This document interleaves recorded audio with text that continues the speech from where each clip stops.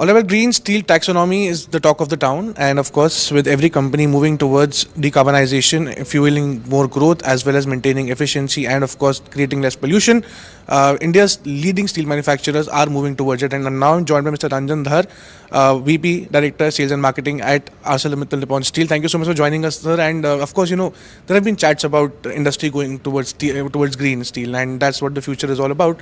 But I want to ask you.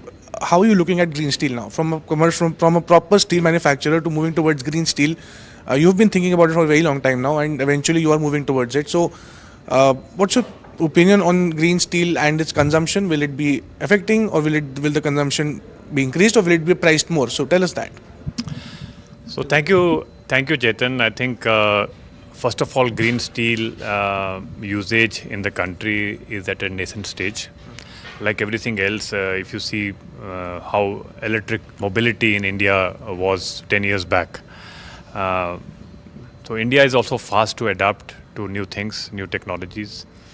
What we want to do at AMNS is that we want to be ready in terms of being available, making the green steel available for the Indian market, so that when the market moves, the market doesn't need to struggle with sourcing the green steel.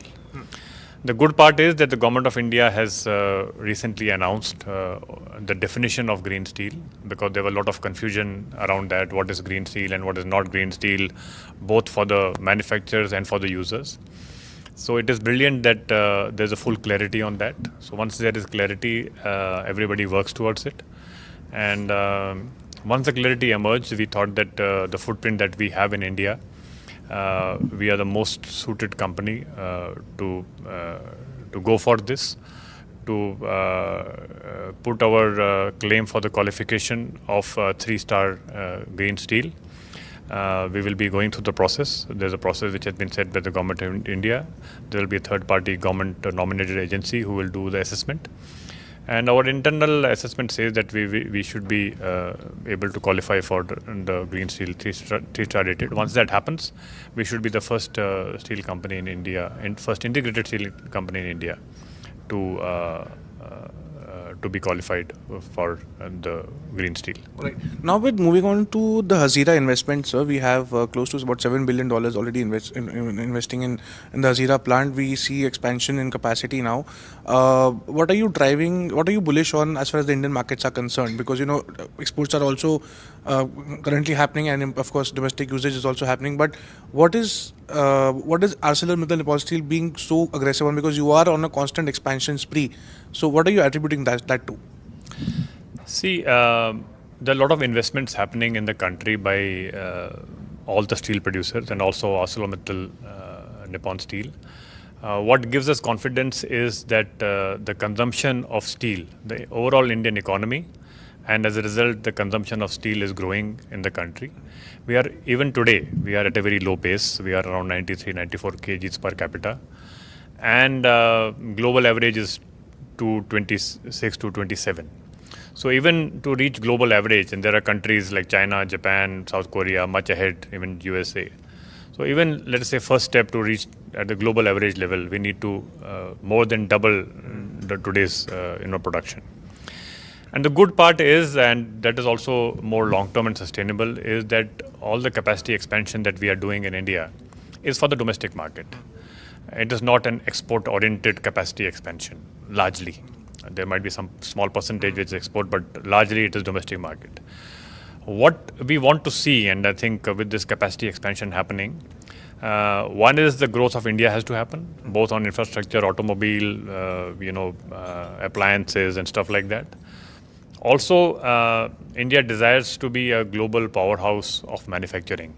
For that, right amount of metric ton and right quality of steel is needed in India.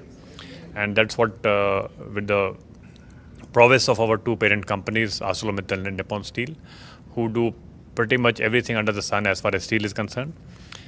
We know what it takes to develop these futuristic products, what quality of steel is needed, what R&D is needed, what technology is needed.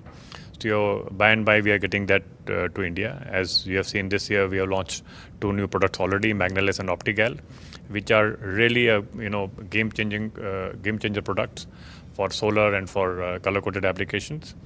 We are already seeing the benefits of that accruing to our customers, and we want to expand that further. Right. So if I may ask you on there are 3 areas of growth broadly that you're seeing. Andhra, Gujarat, and one other facility, Odisha. So where do we see the maximum consumption happening? You mentioned infra and auto. What percentage of market share are you eyeing as far as auto goes, and what percentage of infra are you eyeing internally? So currently we have a dominant position in the infrastructure, construction, and all that. We have got some of the state-of-the-art products. For example, heavy plate mill is one of its kind in this region, not only in India, that we have. While we develop our capacities to 15 million and beyond, we will continue to grow in the infrastructure space and the construction space.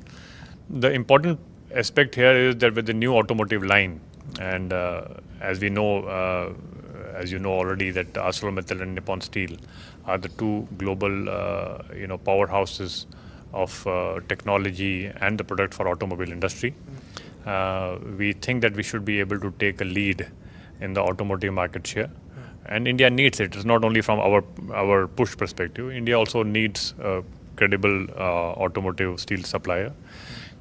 We think that once this line gets commissioned in this year itself, it is not too far away, the need for import of any automotive quality will be almost nil.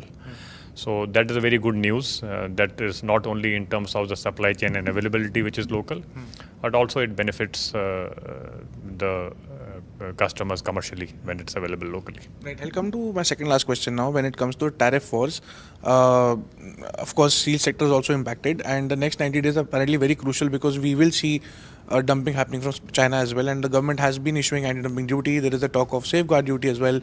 So I want to ask you, sir, that how do we predict what's happening in 90 days? What is the industry doing? What are you thinking should be done so that your interests are also safeguarded? The only thing that we should do is that we should trust the government authorities who are currently negotiating, because too many people putting their views on this topic we will be not good. It will be half-baked information, and we should not put our views based on half-baked information. Whenever government asks us for consultations, whenever government asks us for our perspective, that time we should give, and we have been giving. But we should trust the authorities who are negotiating currently. I think our belief is those authorities are have got the prime concern of the country in their mind, and let them negotiate, let them come up with a solution for India as a country.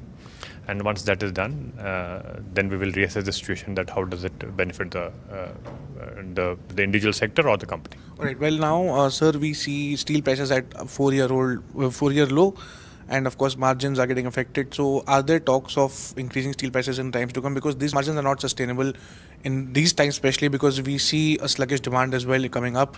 So what are the companies doing? What will you do? So that's right. So steel prices are actually very low today. They are at 4 years low, as you just said, and the raw material for that is not at 4 years low. So currently the margins are squeezed.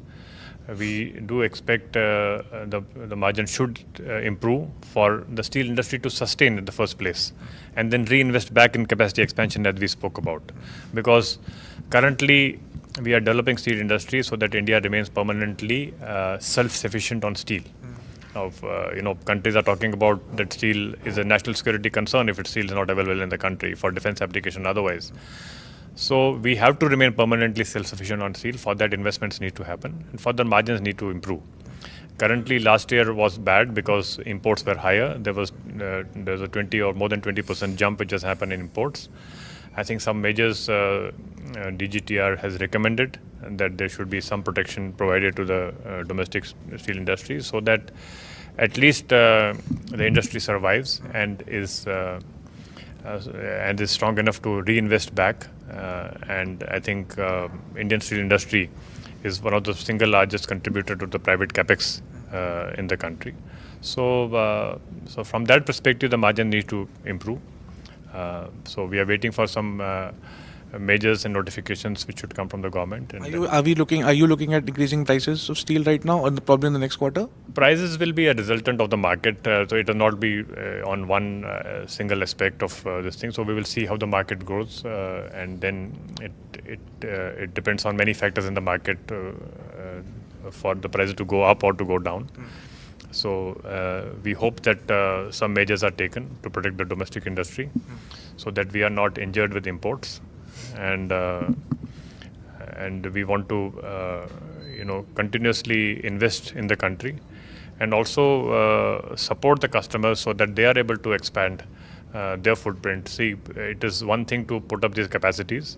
We also need to be mindful that the market has to be available. Customers also need to make margins so that their business is sustainable. If our customer business is sustainable, our business will remain sustainable. So we are mindful of that. But yes, the summary answer to your question is that the margins are currently grossly starved, and those needs to improve. Mr. Dhar, thank you so much for speaking to us. Mr. Dhar speaking to India Today Group on, of course, the troubles in the steel industry and, of course, the expansion plans of ArcelorMittal Nippon Steel. With cameraman Kripal Singh, this is Chetan Bhutani for Business Today. If you like the video, do like, comment, share and subscribe.